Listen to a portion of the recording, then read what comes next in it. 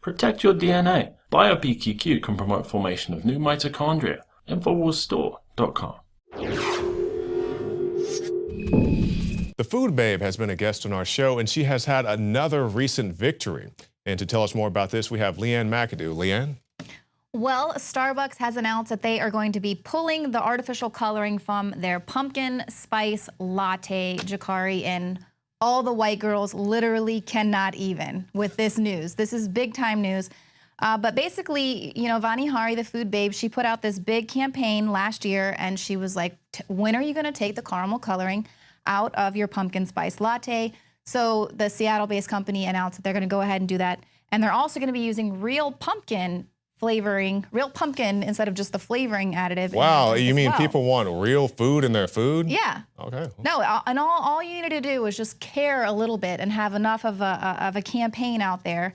And so they're really responding. It's very effective. And so this comes on the heels of another victory where a major beer brand actually is going to remove the caramel coloring from their beer as well. You know, beer is one of the only things that people have in their refrigerator that doesn't have to have a label to say what's actually in it. And so that was one thing that she was able to draw attention to. So Heineken is actually going to be pulling caramel color. There's really no reason for it to be in our food and our beer. It's just for the look of it. And, you know, why is it a big issue? Caramel coloring has been known to cause cancer.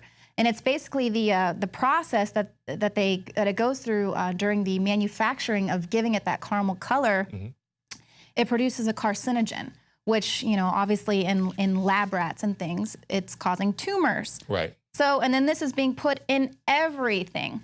So, but it's not just caramel coloring. We have, you know, yellow food dye, red food dye, blue food dye.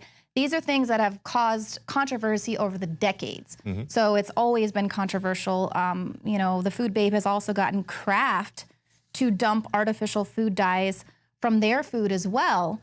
You know, what is the thing? Like, they think that children are not going to eat macaroni and cheese if it's not, like, fluorescent yellow, you know? So maybe, well, it's so much cosmetic. A lot of things you're talking about, it's just for the cosmetic appeal. And I guess that's really what they're trying to cater to. Yeah, exactly. And that's what that's one of the big issues. They say that Americans, they're not going to want to use toilet paper or feminine products or even the coffee filters unless they're bleached. All of those things are naturally a little, you know, they're brown, mm-hmm. but they don't, you know, they think people aren't going to want it unless it's bleached, and you're like dripping your coffee through these things. So of course that's affecting your health. And obviously with artificial food dye, it's made in a lab. It requires a warning label. Okay, these things have been banned in other countries, but they're perfectly safe for Americans for whatever reason, and for all your children.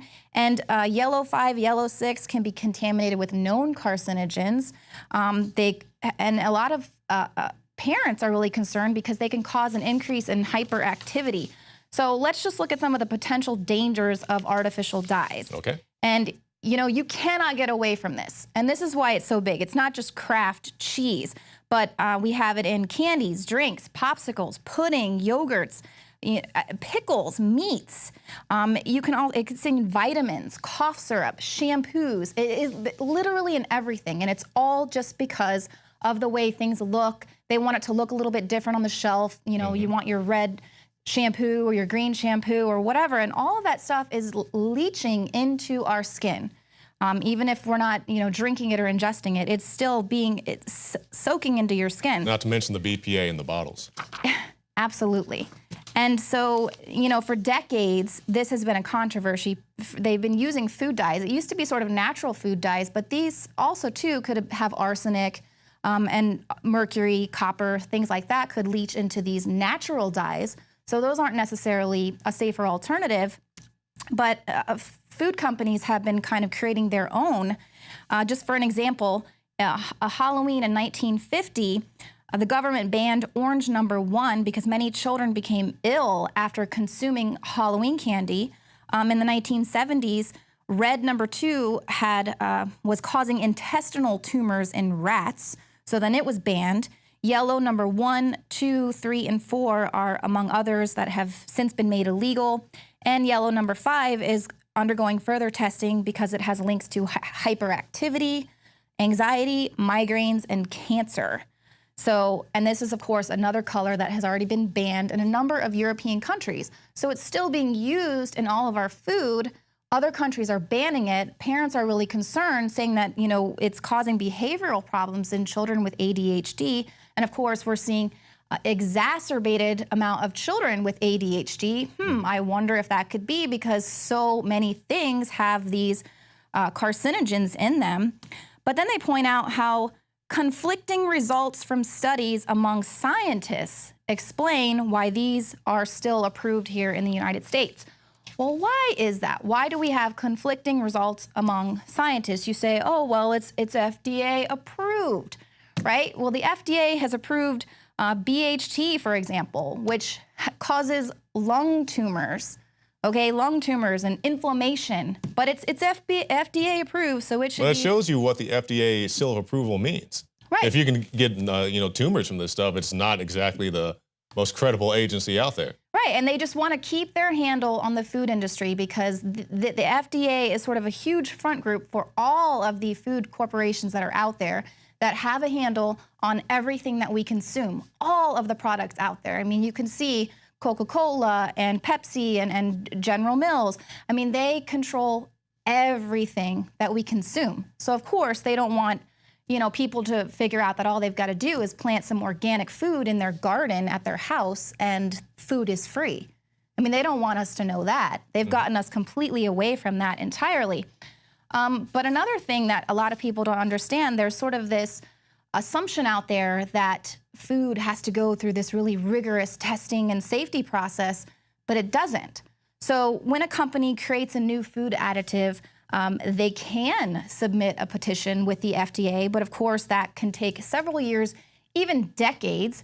And so they're probably not going to want to go through that whole petition process. So they can also use a loophole to determine that something is GRAS, which stands for Generally Recognized as Safe. And once the FDA decides that an ingredient is generally recognized as safe, they never have to get it tested again, never has to be approved. And basically the way that they can do this is that they can hire their own experts. And sometimes these experts can be their own employees. And so they bypass that FDA petition process entirely. So the company informs the FDA only if they want to, right? Because it's a completely voluntary process. So that's when you see GRAS on something that you're eating, that's what it is. Generally recognized as safe. Which means most people don't fall over dead after taking it. Yeah. And it's like within certain amounts, it's tolerable within certain amounts. Just don't consume more than one soda a day, which a lot of people drink more than one soda a day. Absolutely. And now they've come out and said, it's a probable carcinogen, this caramel coloring, or really everything that a lot of the foods out there that you're eating, if it's not, non-GMO certified, it's going to have glyphosate, which has now just been determined to be a probable carcinogen. But the other thing that's going on is that this campaign to get all of these GMOs out and to get food labeling and to pull the additives and the caramel coloring and things like that, it's been so effective. And the Food Babe, she's just one woman who has a lot of followers who are very supportive when she puts out a petition. And now they don't even get to the petition point with her. They just say, oh my gosh, the Food Babe's on us. We're going to take it out. And that's just showing how effective this is. So now they're going on this anti-campaign and they are hiring experts to infiltrate the media to now confuse you about food because, once again, this is just a huge effort for these corporations to hold on to their share of the food economy. So you can look at, there's the top 11 food and agricultural industry front groups. These companies are spending millions of dollars. And they have these very misleading names. So the names they have, you're thinking the Center for Food Integrity, Center for Consumer Freedom, Global Harvest Initiative, Coalition for Safe and Affordable Food. So they have these names that you're thinking, wow, they're really looking out for my best interests. But these are just huge lobbyists for these food corporations. And, Monsanto, Dow Chemical, Coca-Cola, Pfizer, Kraft Food, Tyson Foods, all of these companies that control everything that we consume, And so, of course, they're not out there looking for the consumer's best interests. They are looking out for these corporations. And so the issues they focus on are defending GMOs, the pesticide use and antibiotic use in livestock, promoting the safety and necessity of GMOs, things like this. And of course, so the quotes that you're going to hear in the media are things like U.S. meat production is safe and efficient, and it does not overuse antibiotics. And of course, now there was this massive hysteria just a year or so ago because it's actually all the antibiotics that we're using in livestock is actually causing antibiotic-resistant bacteria.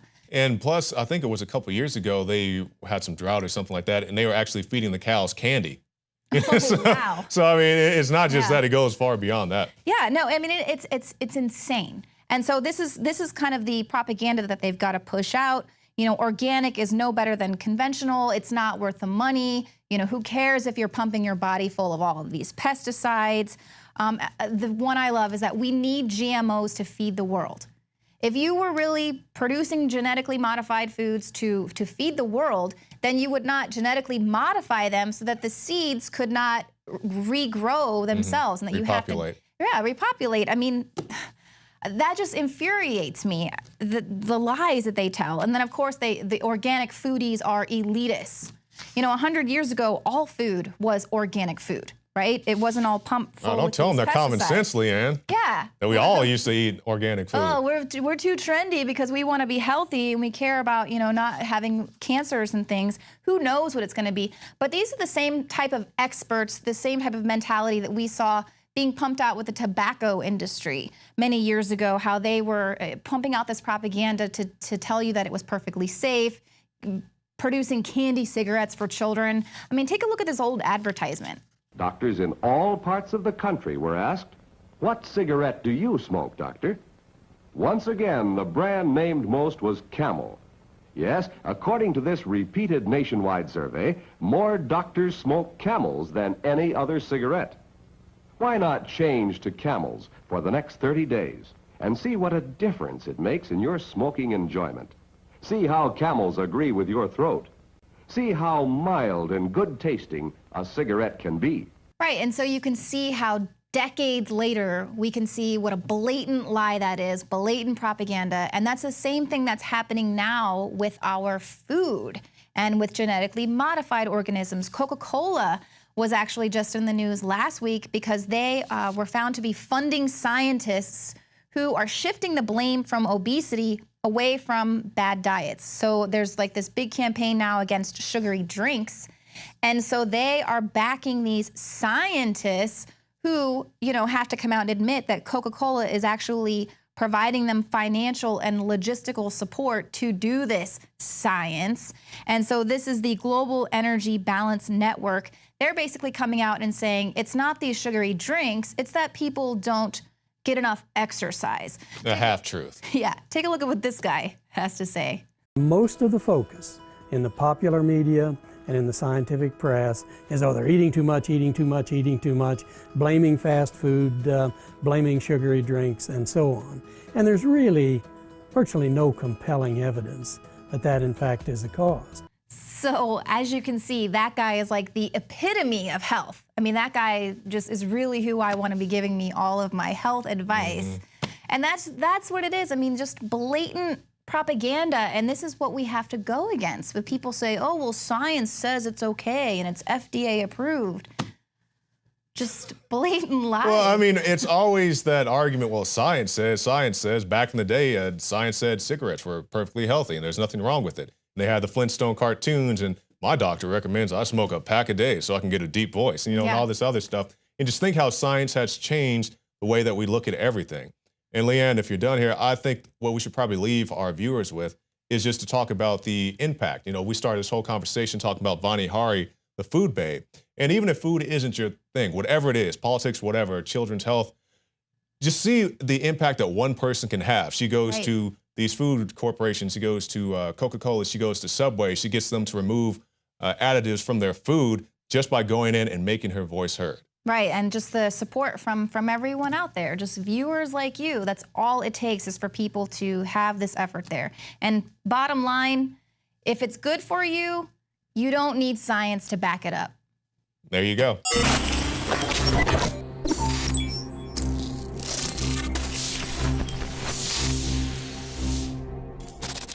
Brain Force is here. Ladies and gentlemen, I've been on this the last few months. You probably noticed I've been more crazed, more focused, less brain fog, more energy, more special reports, and it's because of Brain Force. We kept changing this formula over and over and over again until it became sort of a grand puzzle. For example, the L-theanine inside of it, that is activated by the different compounds in the yerba mate that we put inside of it as well. This just increases the compounds you already have. This is what you're actually designed to run on. Exactly. It's kind of like a car will run on one form of junkie gas, but it runs really good on what it's designed for. And that's the principle of Infowars Life, as far as I understand, that you've always had, is that it's not about synthetic chemicals and forcing actions. It's about letting your body do its own thing and giving your body the tools it needs to create these different compounds that are super valuable and super beneficial. You will find Brain Force and other game-changing products at InfoWarsLife.com or call 888-253-3139.